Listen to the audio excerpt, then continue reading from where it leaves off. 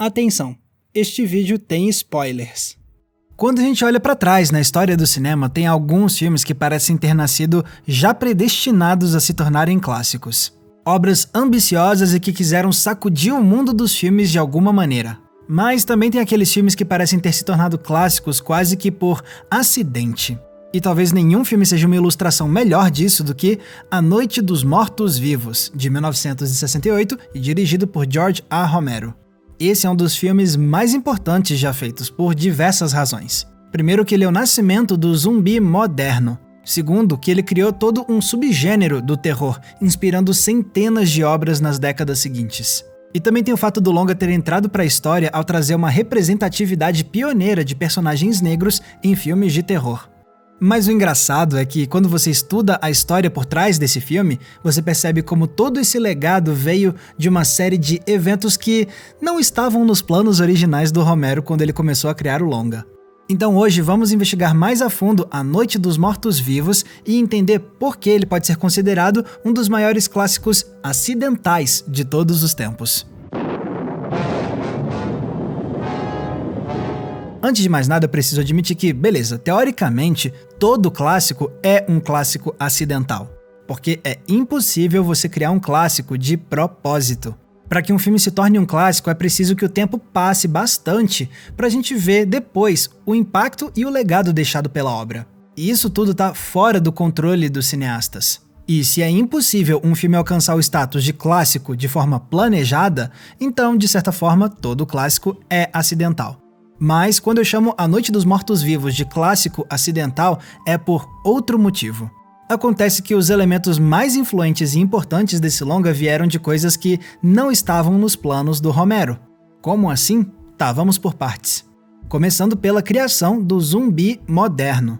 Veja bem, essa aqui não foi a invenção do conceito de zumbi.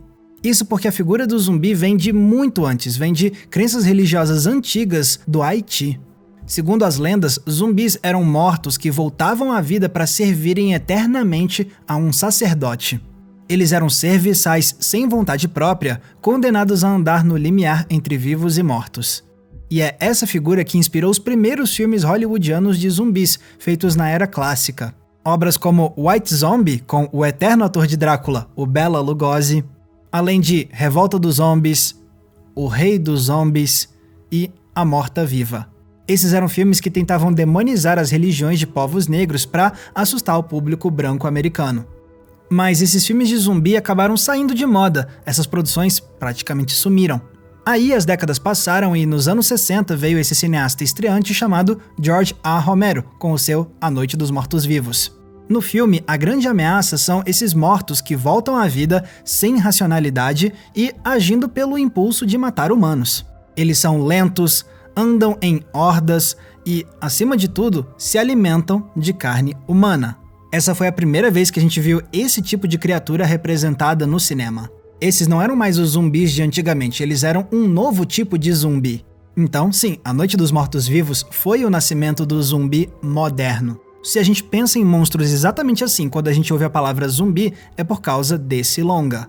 Então é natural que a gente ache que o Romero tinha essa intenção ao fazer o filme. Que ele estava pensando, eu vou pegar o zumbi tradicional e reinventar ele. Mas a verdade é que ele não tinha essa intenção de jeito nenhum. Pelo contrário, pro Romero, esses monstros dele não eram zumbis. Se você reparar, a palavra zumbi não é dita uma vez sequer no longa. Ela nem aparece no roteiro original assinado pelo Romero e pelo John Russell.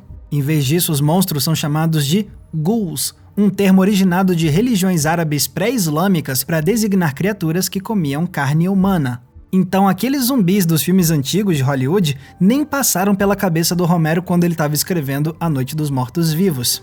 Zombies, to me, were, those boys in the Caribbean who, do the wet work for Lugosi. And I thought I was creating a completely new monster. The neighbors suddenly turned into flesh eaters, ghouls, and that's what I called them, ghouls in the film. And I thought they were completely new. Mas se os zumbis das antigas não passaram pela mente do Romero, então no que ele estava pensando?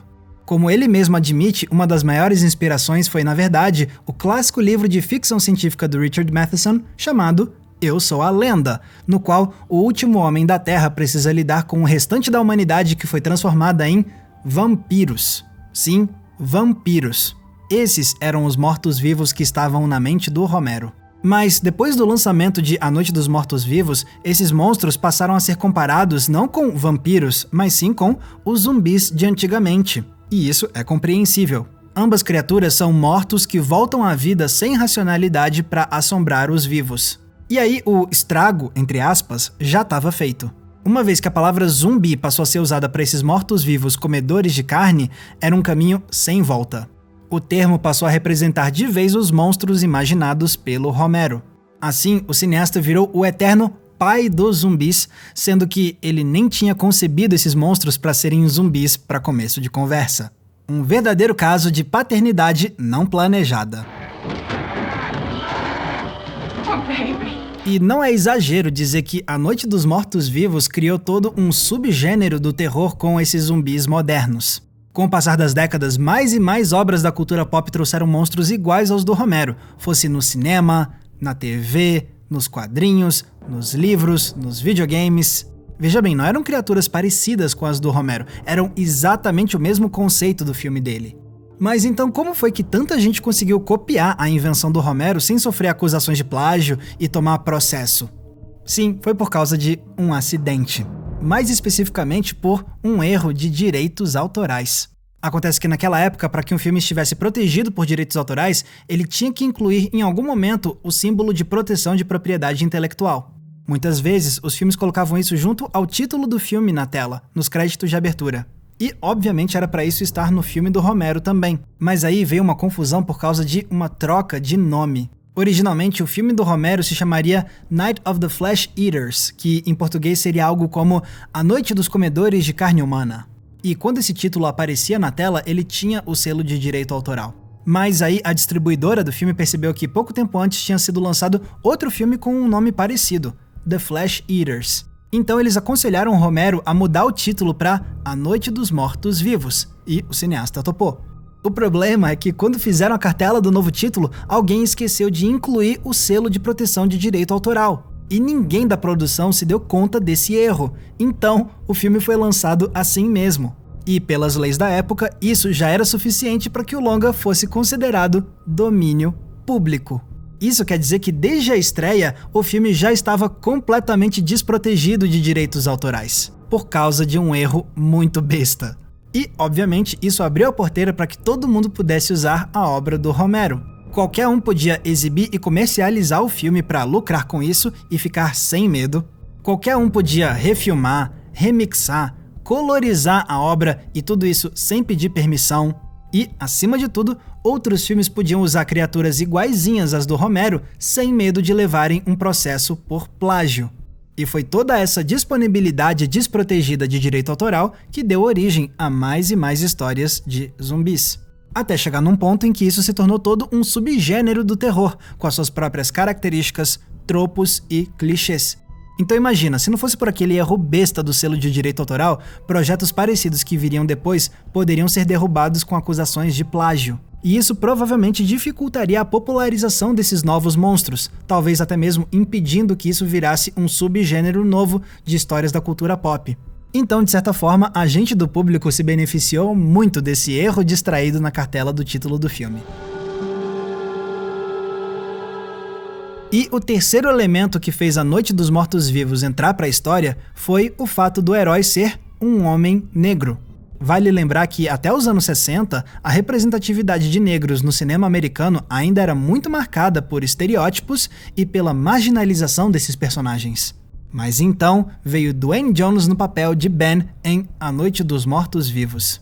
Ele era o herói da trama, um homem negro que peitava homens brancos, que não se deixava ser subjugado e que tomava o controle da situação de forma assertiva.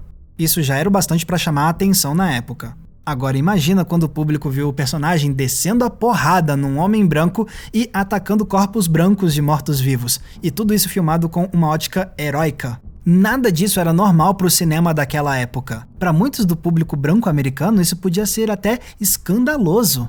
Mas aí, no final, vem a conclusão trágica do personagem.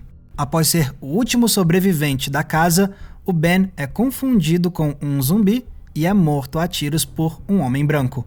Levando em consideração que o filme saiu apenas alguns meses depois do assassinato de Martin Luther King, essa conclusão parecia refletir a realidade racial da época. Por conta disso tudo, o Ben virou um marco na história da representatividade negra nos filmes americanos, tendo influenciado gerações de atores e de cineastas a contar mais histórias de personagens como o Ben. Agora, pergunta se tinha sido a intenção do Romero fazer um filme com um grande discurso racial. A resposta é não. Porque, na verdade, o Romero e o Russo escreveram o roteiro imaginando o Ben como um caminhoneiro branco. Mas, durante a seleção de elenco, veio esse ator com experiência no teatro e que se provou como o melhor intérprete para o papel. O Duane Jones impressionou tanto o Romero que o diretor descartou o plano original do personagem ser branco e trouxe o Jones a bordo. Mas teve um detalhe: o Romero não mudou o roteiro para refletir a nova etnia do personagem. Tudo que o Ben faz no filme e tudo que acontece com ele já estava no roteiro original desde o começo, quando o personagem ainda era branco. Então, segundo o Romero, se o Ben virou um ícone da representatividade negra, foi totalmente de forma não intencional, porque o Romero não achava que estava fazendo um filme sobre questões raciais, até mesmo em relação ao final. Por mais que o desfecho pareça uma analogia do assassinato de Martin Luther King, a verdade é que essa tragédia aconteceu depois que as filmagens já tinham sido encerradas, então foi uma coincidência mesmo.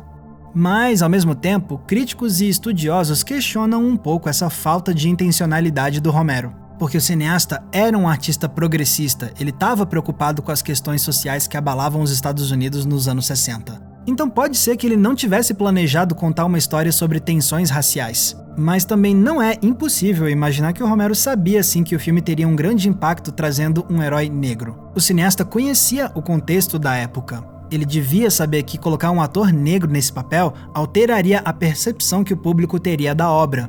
Ele devia saber que as interações entre o Ben e os demais personagens brancos agora teriam uma camada extra de tensão, devido ao racismo implícito que agora poderia ser lido nas ações dos personagens.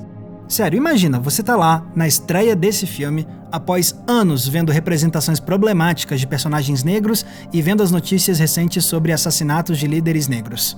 Como é que você veria um personagem que nem o Ben e não pensaria em todas essas questões que te cercavam? É por isso que, no fundo, não importa se o Romero tinha ou não a intenção de fazer um filme sobre racismo. Os planos originais dele não ditam a forma como devemos interpretar o filme. Fato é que as escolhas do Romero criaram uma obra que refletia muito bem as tensões e as ansiedades raciais da época, quisesse ele ou não. Então, o mundo real e o contexto da época fizeram o filme extrapolar a intenção original do autor para que o longa se transformasse num marco da representatividade na história do cinema. Agora, imagina se o Duane Jones não tivesse se candidatado para o papel do Ben e eles tivessem feito o filme com um herói branco como era o plano original. Nada do legado racial do longa teria existido.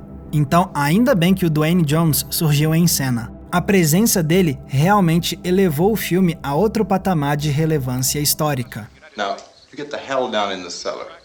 You can be the boss down there. I'm boss up here. Talvez então agora esteja mais claro por que eu considero A Noite dos Mortos-Vivos um verdadeiro clássico acidental. Algumas das principais razões que fizeram esse filme entrar para a história surgiram não de um planejamento cuidadoso, mas sim de eventos circunstanciais, de erros e de mudanças de última hora. Claro, eu não vou ter a ousadia de afirmar que, se não fossem por esses acidentes, o filme nunca teria virado um clássico. Isso é uma história alternativa que a gente só pode imaginar. Mas não deixa de ser impressionante como o acaso parece ter ajudado muito A Noite dos Mortos-Vivos a se elevar ao status de obra indispensável da história do cinema. Isso sim é um acidente que dá gosto de ver. Galera, muito obrigado por terem conferido o episódio de hoje. E se vocês querem ajudar a gente a manter o Entre Planos no ar, vocês têm algumas opções. A primeira delas é usar o botão de Valeu Demais, que tá aqui embaixo. Ele é tipo uma gorjeta. Você escolhe um valor e deixa um comentário que vai ficar destacado com uma cor diferente. Agora, se quiser ajudar a gente com um valor mensal, você pode entrar na nossa campanha do Apoia-se. Até porque eu produzo conteúdos exclusivos para essa galera. Tem recomendação de filme, tem grupo fechado, tem live exclusiva e tem também o nosso Cineclube Entre Planos pra gente debater um filme por mês via videoconferência. Os detalhes da nossa campanha do Apoia-se estão aqui embaixo na descrição. E se quiserem me ver falando ainda mais sobre cinema na internet, vocês podem me seguir nas redes sociais usando os nomes que estão aparecendo aqui embaixo. Mais uma vez, muito obrigado pela audiência, um abraço e até a próxima sessão.